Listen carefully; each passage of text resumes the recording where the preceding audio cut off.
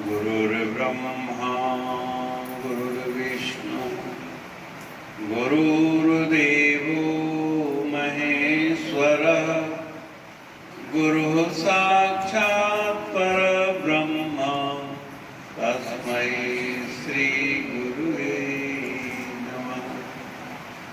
ध्यानमूलं गुरुमूर्तिं पूजामूलं गुरुपदं मंत्रमूलं गुरुर्वाक्यं मोक्षमूलं गुरुकृपा। सद्गुरु के सिमरण मात्र से नासत विघ्न अनंत, ताते सर्व आरंभ में त्यावत हैं सब संत। बोलो सच्चिदानंद भगवान की जय। श्री सद्गुरु भगवान जी के पावन दरबार में बैठी हुई साध संगत जी, धर्मानुरागी सज्जन वृंद, माताओं बहनों प्यारे बच्चों,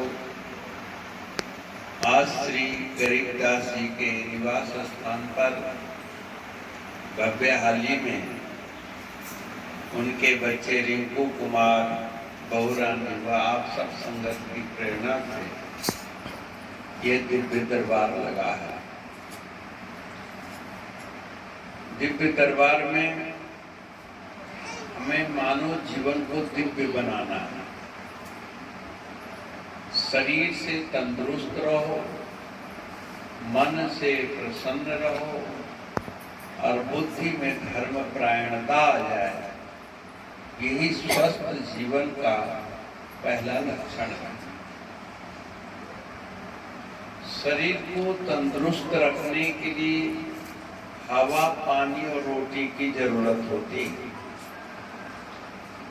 आदमी स्वस्थ है इसकी क्या पहचान है कि टाइम से उसको भूख लगती है, समय से उसको प्यास लगता है और भूख लगने पर रोटी खा लेता है। हवा, पानी, श्वास कार्यक्रम की अगर श्वास औखा हो, भारीपन हो, समझ जाओ कोई गड़बड़ी है।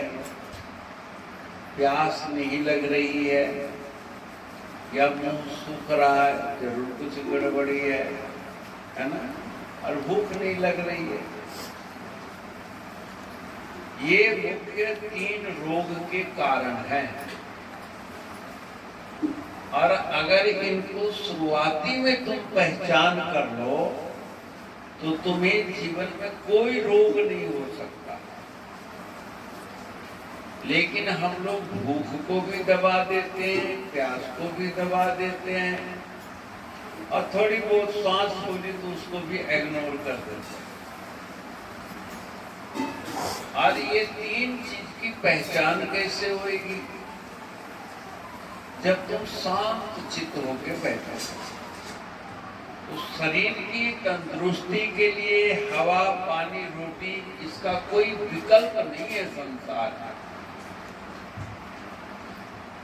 जितना मर्जी शुद्ध हवा हो, फेफड़ा अपने आप हवा ले कोई ठीक है। ऑक्सीजन के सिलेंडर पर जीने वाला कोई जिंदगी नहीं कहलाता है ना। और पानी की बोतल चढ़ाया जा रहा है, नस में पानी पिलाया जा रहा है, मुंह से पानी पीने का उसका कोई मुकाबला नहीं है। कोई मुकाबला? ऐसे मुंह से खाना खाना और नाक में पाइप डाल करके दूध पिलाना, दोनों में बहुत अंतर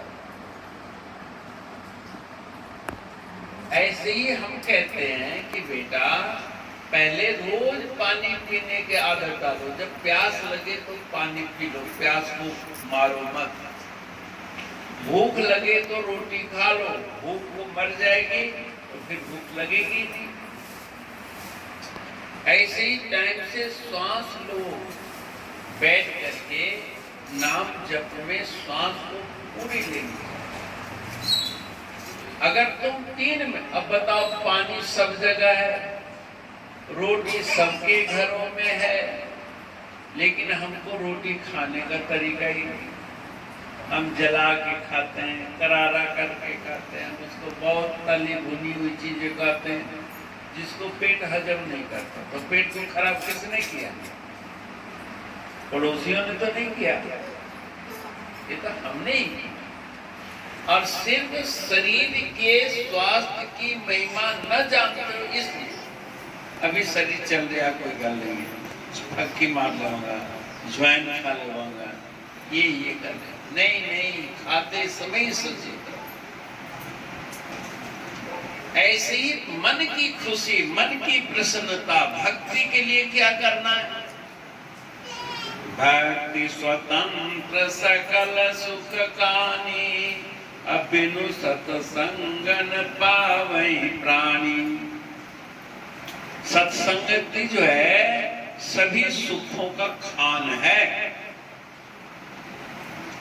भक्ति स्वतंत्र है, स्व मने खुद, तंत्र मने तरीका। अपने जीवन के मुताबिक जो तुम्हें मंत्र दीक्षा दे दी गई है, अपनी सहूलियत के मुताबिक करो। स्वतंत्र का मतलब मनमाना नहीं होता है। अपने ऊपर नियम खुद बनाओ। अपने जीवन में भक्ति के 3 महाव्रत धारण करो: सेवा, सुमिरन और ध्यान। सेवा, सुमिरन, ध्यान से बढ़ के और कोई भक्ति नहीं है। यही हमारे श्री नगली गुरु महाराज जी ने अपने महात्माओं को कहा कि अगर तेरा नाम जपने में मन नहीं लगता है तो सेवा कर। सेवा मतलब निष्काम भक्ति। सतगुरु महाराज जी को हमारी क्या जरूरत है? दरबार में जाओ तो झाड़ू लगाओ, यह भी एक सेवा है। लंगर में सब्जी काटो, यह भी सेवा है। और इस सेवा से जब तुम्हारा अंतःकरण शुद्ध हो जाता है तो तेरे साथ साथ गुरु महाराज जी घूमने लगते हैं। एक दफा चकौड़ी आश्रम में गुरु पूजा का भंडारा था। बड़ी दुनिया आती, लाखों की संख्या में दुनिया। तो जो जहां सेवा में लगा है उसको वहां से फुर्सत नहीं मिलती थी। कोई झाड़ू लगा रहा है तो झाड़ू से फुर्सत नहीं, पोछा लगा रहा है तो पोछा से ही फुर्सत नहीं, पानी पिला रहा है तो पानी से ही फुर्सत नहीं। भाई कन्हैया ने कोई बड़ी सेवा नहीं ली, सिर्फ अपने महाराज जी के संगत को पानी पिलाने दी सेवा ली। लोग पानी भर देते थे और वो बस बैठ के जग से पानी पिलाई जाता था, पिलाते उसको ऐसा ज्ञान हो गया। सब जगह गुरु महाराज जी हैं, सारे जीव में भगवान। जिधर उठाई निगाह मैंने उधर ही गुरुवर को बैठे देखा। जिधर उठाए हर शहर में, हर एक जलवा में गुरु महाराज जी का नजारा है। अंतःकरण शुद्ध हो गई। सेवा, लेकिन सेवा करते समय जो फिजूल की गल्ला है वो हमारे सेवा को बर्बाद करता है। सेवा के साथ रखा सुमिरन। कर से कर्म करो विधि नाना, मन राखो जहां कृपा निदाना। हाथ पैर से काम करो। तुम अपने घर में जो भी काम करते हो उसको तुम सेवा बना सकते हो। गोपियों ने कोई जंगल में जाकर भक्ति तो करी नहीं। भगवान श्री कृष्ण जब सुबह उठकर ब्रजमंडल में घूमते थे, जिसके घर में झाड़ू पोछा लगा हो, जिसके घर के आगे फूल खिले हुए हो, जहां साफ सफाई होती थी भगवान वहां चले जाते थे। अब जहां गंदमंद देखते थे वहां भगवान जाते ही नहीं थे। उनके जिसके घर में मक्खन जो परसों का पड़ा हुआ बासी है वो खटास हो गया, भगवान खाते ही नहीं थे। नवनीत चौरम, नया रोजाना नया मक्खन निकला हुआ खाते थे। नवनीत का मतलब होता है रोजाना नवा। जैसे तुम ताजी रोटी, ताजी सब्जी, ताजी दाल खा के खुश होते हो, ऐसे ही भगवान ताजा मन चाहता है। ताजा मन का मतलब है प्रसन्न चित्त, खुश, पूर्ण समर्पण। हम लोग समर्पित नहीं होते। तो सबसे पहले तुम क्या कर सकते हो अंदर सोचो। हम कम से कम लगन से सेवा, अपने घर की सफाई करो। लेकिन यहाँ महाराज जी आए थे, इस बरामदे में बैठे थे, शंका आइया सन है, यहाँ भंगड़ा हो गया। इस तस्वर को दिमाग में रखो। तुम लोग ये कैमरों में वीडियो बनाते हो, अच्छा है बनाओ। पहले लोग तो अपने दिमाग में ही वीडियो बना लेते थे। जब गुरु द्रोणाचार्य जी पांडवों को धनुष विद्या सिखा रहे थे, 105 कौरव और पांडव, 100 भाई दुर्योधन और 5 भाई पांडव, तो 105 बालकों को द्रोणाचार्य जी सिखाते थे। धनुष बाण चलाना सिखाते थे, पढ़ना सिखाते थे, सब कुछ सिखाते थे। आपस में प्रेम से कैसे रहना यह भी सिखाते। अब वो पढ़ा रहे थे जंगल में, तो दूर से एकलव्य नाम का एक भील था। उसने सोचा कि मैं भी गुरु महाराज से शिक्षा लूं। द्रोणाचार्य जी विश्व के सबसे बड़े धनुर्विद्या के शिक्षक है, उन्हीं से मैं शिक्षा लूं। लेकिन वो प्राइवेट टीचर थे, वो गुरुकुल नहीं चलाते थे। बहुत लोग द्रोणाचार्य जी पर ये आरोप लगाते हैं कि एकलव्य को उन्होंने क्यों नहीं सिखाया। तो सब थे क्यों गुरुकुल चलाते ही नहीं, तो प्राइवेट ट्यूटर थे। हाँ, गुरुकुल चलाते थे वशिष्ठ जी महाराज। वहां राम भी पढ़ते थे, निषाद राज भी पढ़ते थे। उनके गुरुकुल में कोई भेद नहीं था कौन पढ़ेगा और कौन नहीं पढ़ेगा, क्योंकि शिक्षा पर सबका अधिकार है। जैसे गुरु मंत्र पर सबका अधिकार है, गुरु महाराज जी की सेवा पर सबका अधिकार है, सूर्य की रोशनी पर सबका अधिकार है, पानी पीने पर सबका अधिकार है, ऐसे ही गुरु की विद्या पर सबका अधिकार। लेकिन वो चोरी से सीख रहा था, एडमिशन के बगैर सीख रहा था। एकलव्य चलो महाराज दूर बैठा है, सीख रहा है, कोई बात नहीं। तो वो वीडियो बना रहा था दूर से, अपनी आंखों में वीडियो बनाया और उनके आवाज को अपने ब्रेन में सेव किया कि देखो अर्जुन ऐसे धनुष को पकड़ते हैं, ऐसे रस्सी बांधते हैं, ऐसे प्रत्यंचा चढ़ाते हैं, ऐसे बाण की नोक आंख और लक्ष्य को बिल्कुल 90 डिग्री की कोण में रखते हैं, तब बाण को छोड़ देते, निशाने पर जाता। अगर तेरा निशाना साधते समय हाथ हिल गया, मन भटक गया, तो लक्ष्य पर बाण नहीं जाएगा। ऐसे ऐसे सीख दे रहे थे और उस बात को एकलव्य ने अपने माइंड में सेव कर दिया कि धनुष को ऐसे पकड़ते हैं, ऐसे रस्सी बांधते हैं, ऐसे प्रत्यंचा चढ़ाते हैं और ऐसे निशाना साधते हैं। जैसे तुम्हें गणित के 4 ही तो सब्जेक्ट हैं, गुणा, भाग, जोड़ और घटा, इसी पर तो सारा गणित चलता है। अब कहां पर जोड़ना है, कहां पर घटाना है, या माइनस माइनस प्लस भी हो जाता है, ये अद्भुत है।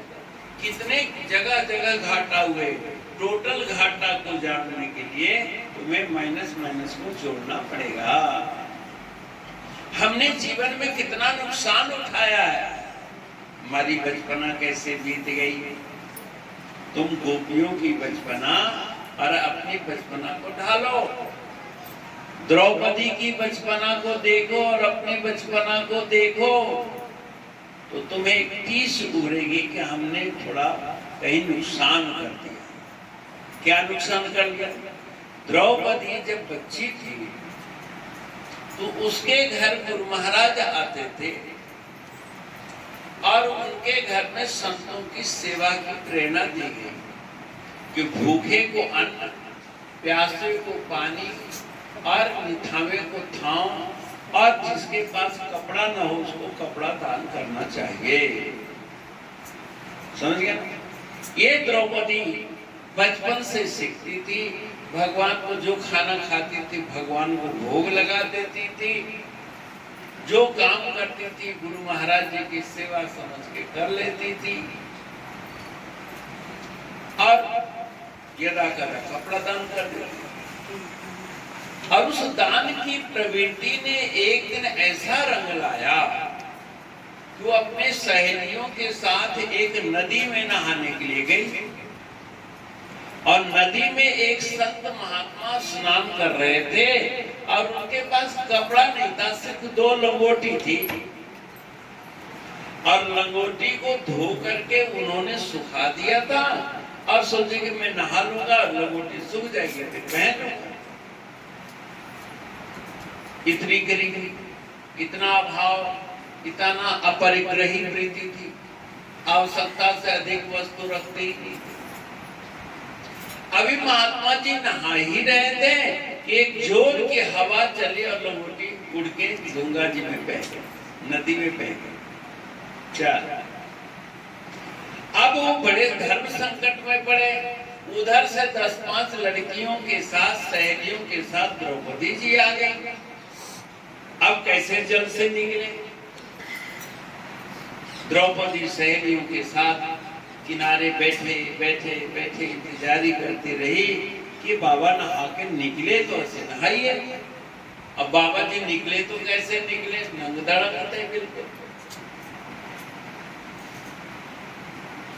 तो द्रौपदी ने पूछा कि हे महाराज, आप पानी से निकलते क्यों नहीं? आप नहा के निकलो बाहर, हमने नहाना है। बोले बेटी मैं निकलना तो चाहता हूँ, लेकिन तुम लोगों के सामने मैं निर्वस्त्र कैसे निकलूं? मेरे पास कपड़े नहीं है। कपड़े थे तो उड़ के पानी में बह गए। अब द्रौपदी कोई दान करने के लिए तो गई नहीं थी वहां। एकादशी, द्वादशी, कोई पूर्णिमा, कोई तीर्थ व्रत के समय नहीं गई थी, कोई तैयारी नहीं करके गई थी। तो जो साड़ी पहनने के लिए ले गई थी उसमें 1 फुट चौड़ा साड़ी फाड़ के और उसके 2 टुकड़ा कर दी लंगोटी के लिए, और एक पत्थर में बांध कर बाबा जी तक फेंक दी। महात्मा जी बड़े प्रसन्न हुए, पानी के अंदर कमर में एक लंगोटी बांधी और दूसरी लंगोटी कांच में बांध लिया, और गंगा मैया की जय, और उन लड़कियों को धन्यवाद किया कि बेटा आज तुमने मेरी लाज रखी है। परमात्मा न करे कि तेरे जीवन में ऐसी परिस्थिति आए, लेकिन काश तेरे जीवन में ऐसी परिस्थिति आएगी तो यही लंगोटी, यही कपड़े तेरे लिए लाज की पर्दा लगेगा। लाज, पर्दा से लाज बचेगा। बोलो सच्चे दरबार। चलो, लड़कियों ने सोचा कि साधुओं को तो काम ही आशीर्वाद दे, लेकिन वो माँ बाप से बचपन में सीखी थी कि भूखे को रोटी देना है, प्यासे को पानी देना है, अनंत धड़ंग को कोई कपड़ा हो सके तो दान कर देना चाहिए। ऐसा कर दिया। और वही द्रौपदी जब भरी सभा में, वो अकेले में तो नंगा नहीं हो पाई। परमात्मा ने हमेशा रजवाड़ों की घर में गई, लेकिन आज रजवाड़ों की सभा में ही रजवाड़े राजकुमारों के द्वारा जब उसके साड़ी खींची जाने लगी तो भगवान उस ऋषि के वचन को सत्य करने के लिए एक एक धागा के धागा, थान के थान बना और उसकी लाज की रक्षा हो गई। उसको लाज नहीं कोई की सकता। जैसी करनी वैसी करनी। तो मेरा कहने का मतलब है कि हमें भी सचेत, तो तुम अपनी कमाई में से 2 पैसा बचाओगे तभी तो परोपकार करोगे।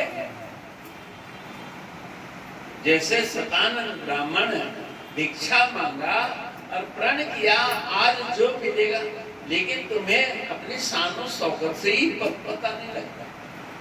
शानो शौकत तो परमात्मा बढ़ाएगा।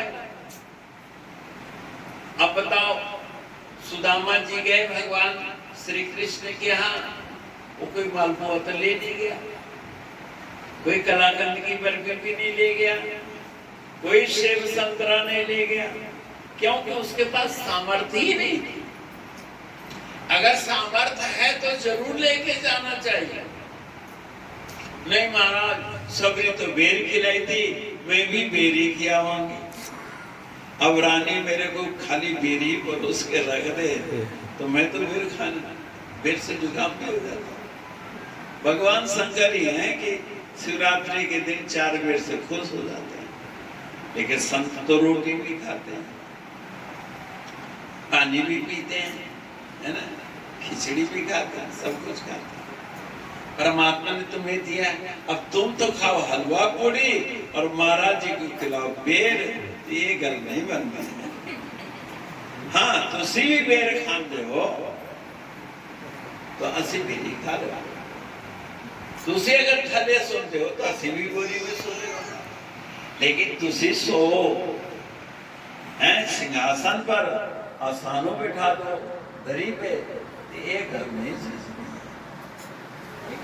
परमात्मा ने तो जे सामर्थ्य दिया है, वैसे भक्ति बढ़ाओ। तो भक्ति में सबसे पहले शरीर की सेवा है, और शरीर की सेवा करने के लिए शरीर की तंदुरुस्ती जरूरी है, और शरीर के तंदुरुस्ती के लिए जबान पर कंट्रोल करना पड़ेगा, रस पर। लेकिन जब आता है खटरस दे ढका ले जाने, जेल में सिर की गोली खाई जाने, क्या है एक मक्की और अजवाइन दिखा लो, गलत। तुम तो खा लो, तो भूल चूक के लिए देखेगी न तन छोड़िए, छिन छिन भूल नहार, बख्शनहार बख्श लो, कृपा पार उतार। कृपा करके उतार तो देता है, लेकिन गलती समय सचेत तो हो जाओ कि गलती कर रहा हूं। सेवा करना है तो शरीर को तंदुरुस्त रखना ही पड़ेगा, और शरीर को तंदुरुस्त रखने के लिए कोई को तंदुरुस्त रखने के लिए किसी की जरूरत नहीं है, वो तो माँ बाप ने जितनी अकल दे दी। शरीर का ख्याल जितना माँ बतलाव देती है, अगर वो जीवन पर्यंत रख ले तो क्या बात है। शरीर की देखभाल की जिम्मेवारी माँ की है। माँ ने बचपन में जो खाना खिलाया, जो पानी पिलाया, जैसे खाना खाने की सीख दी, इसे अगर खाते रहो तो कभी बीमार ना हो। लेकिन हम मम्मी की बात कम मानते हैं, टेलीविजन की बात ज्यादा मानते हैं, है ना। और मेहनत करने के लिए 2 पैसा बचाने का जो तरीका है वो बाप बता सकता है, दूसरा कोई नहीं बता सकता। पिता जो है कर्म का प्रतिनिधि है। ऐसे करो, सुबह जागो, उठो, सैर करो, दौड़ो, धूपो, पढ़ाई लिखाई, नौकरी चाकरी, बिजनेस, व्यापार, जो कुछ करना है ये पिता से सीखो। समाज में कैसे उठना है, बैठना है, ये पिता बता। शरीर की तंदुरुस्ती के लिए माँ, और मेहनत के लिए पिता। अब आ जाता है मानसिक शांति। आत्मिक शांति के लिए ये सद्गुरु बतलाते हैं। सतगुरु से बड़ा तुम्हारा भक्ति का हितैषी कोई नहीं है। सुमिरन कैसे करना है, नाम जप कैसे करना है, ध्यान कैसे करना है, जो तुम्हें गुरु महाराज जी बता देते हैं, दूसरा कोई नहीं बता सकता। क्यों नहीं बता सकता? क्योंकि गुरु को प्रैक्टिकल अनुभव है। तुम्हारे जीवन में आजकल समाज में बड़ा भगवान निराकार है और ढोड़ी नमो सद्गुरुं निर्गुणं निर्विकारी। हम लोग कैसे गुरु महाराज जी को प्रणाम करते हैं?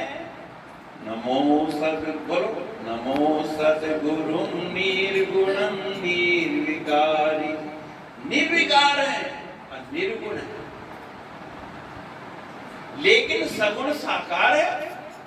भाई निर्गुण निर्विकार है तो वो देखते कैसे, बोलते कैसे हैं? जैसे तुम बोलते हो। क्योंकि निर्गुण निराकार ब्रह्म तो सब जगह है। घट घट वासो साइया, सुना घट नहीं कोई, और बलिहारी वा घट के जा घट प्रकट होए। जिस घट में वो सत्य प्रकट है उसी को गुरु कहते हैं। समझ गया? गुरु तुम्हें कभी गलत रास्ता पर ले जाएगा और वो तुम्हें सन्मार्ग पर ले जाएगा। और सन्मार्ग ही तो जीवन का आनंद है। उसी में तो सफलता है, उसी में तो बरकत है। भाई और बहन, आप लोग सेवा सुमिरन सेवा करते समय भगवान के गुणगान करो या गुरु महाराज जी की महिमा का चिंतन करो या अपने कर्म को ईमानदारी से करो, यह भी एक सुमिरन है। लेकिन कर्म करते हुए निंदा, चुगली, बैर, विरोध, कलह, क्लेश की बात जब करते हो तो वो सेवा दूषित हो जाता है। यानी तुम कर्म करो, बर्तन मांजो, झाड़ू लगाओ, पोछा लगाओ, बाजार में जाओ, सब जाओ, आपस में बातचीत भी करो, लेकिन कोई सत्संग की बात लगा लो कि आज मैं वहां सत्संग में गई थी, आज तो वहां पर ऐसे शब्द वाणी, आज द्रौपदी की बात चली थी, एकलव्य की बात चली थी, वहां धन गुरु नानक देव जी की बात चली थी, है ना? सत्संग की बातें लगाओ ना। लेकिन तुम तो आस पड़ोसियों की बात लगा लेते बिना मतलब। जब तुम पड़ोसियों की बात करोगे तो पड़ोसी भी तुम्हारी बात करेंगे। जब तुम्हारी कोई बुराई करे, तुम्हें अच्छा नहीं लगता, तो तुम किसी की बुराई करो तो उसे तुम अच्छे लगोगे क्या? नहीं लगोगे। तो सेवा करो। सेवा में घरेलू कार्य से लेके